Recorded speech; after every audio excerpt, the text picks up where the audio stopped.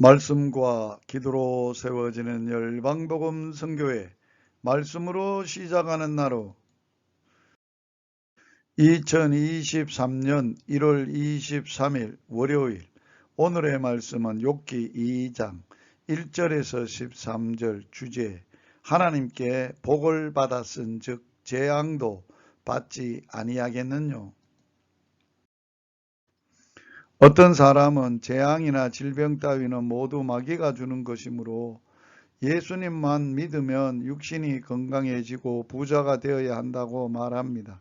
하나님께서는 물론 복을 주십니다. 그런데 그 복은 세상에서 흔히 말하는 복과 반드시 일치하는 것은 아닙니다. 하나님께서 주시는 것은 하나님께서 보시기에 우리에게 가장 좋은 것입니다. 그것이 우리에게는 때때로 괴로울 때도 있는 것입니다. 하나님께서는 어떤 사도에게는 감옥에서 나오게 하시고 어떤 사도는 순교하게 하시기도 하며 사도 바울도 육신의 질병으로 고통을 받았으나 하나님께서는 그냥 두셨습니다. 주님의 사도 중에는 큰 부자보다는 오히려 가난한 사람이 많았습니다. 복을 받을 때만 하나님을 찾고 재앙이 있을 때는 하나님을 배반하는 것은 사단이 노리는 것입니다. 욥은 사단의 흉계에 넘어가지 않습니다. 욥은 복을 주시는 분도 하나님이시요 재앙을 주시는 분도 하나님이심을 믿었습니다. 우리도 하나님의 절대적인 주권과 섭리를 믿을 때 욥과 같은 성숙한 신앙인이 될 수 있습니다.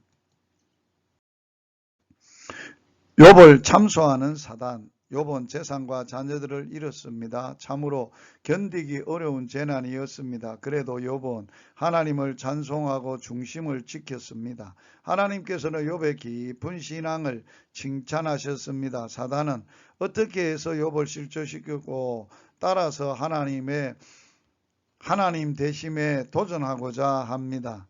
욥이 재산과 자녀를 잃고도 사단의 뜻대로 하나님을 배반하지 않자 사단은 욥에게 육체적인 재앙을 내려야 한다고 주장합니다.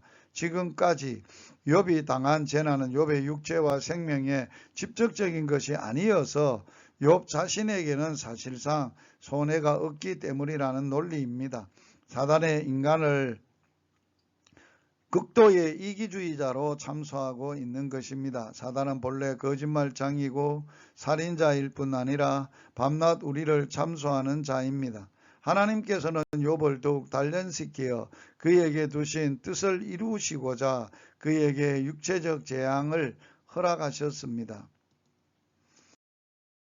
고통 가운데 믿음을 지키는 욥에게 또 다시 큰 재앙이 내렸습니다. 욥의 육체적 고통을 주면 하나님을 배반할 것이라고 생각한 사단은 욥을 쳐서 그 발바닥에서 정수리까지 악창이 나게 했습니다.